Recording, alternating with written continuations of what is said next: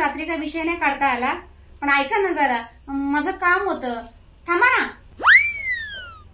जाताना अशी टोकत जाऊ नको हा.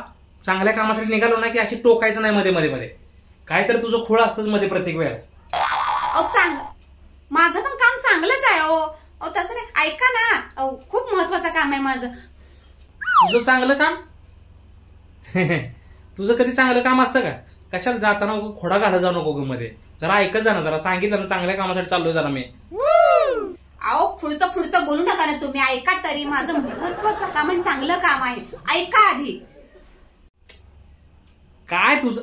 बरं बोल बोल, काय तुझं काम आहे बोल. अहो कसं आहे ना, मला गाडी शिकायची आहे, 4 व्हीलर.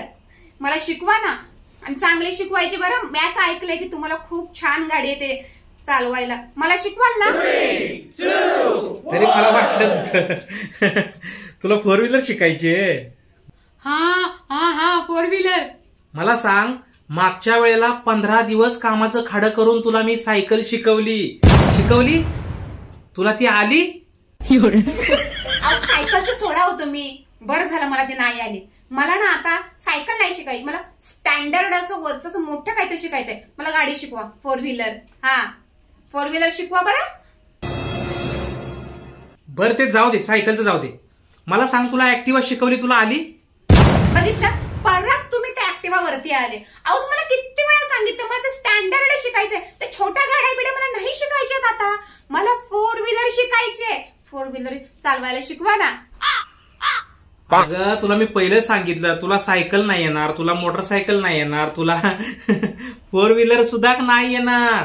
तुला किती वेळा कसं सांगू मी?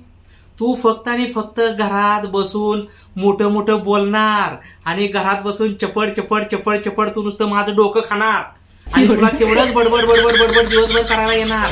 तुला बाकीचं काय सुद्धा नाही येणार, समजली? आता मला जाऊ दे गपचूप. माणसाला ना स्टँडर्ड अशा गोष्टीच कळत नाही.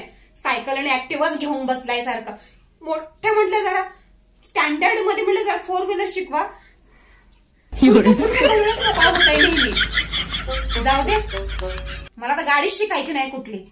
तर रोज घरात आला ना हा माणूस तोंडच चालवते माझं मी मोठं मोठं मोठं मोठं. त्याशिवाय समजणार नाही या माणसाला. जर कौतुक करावं म्हणलं तर नाही.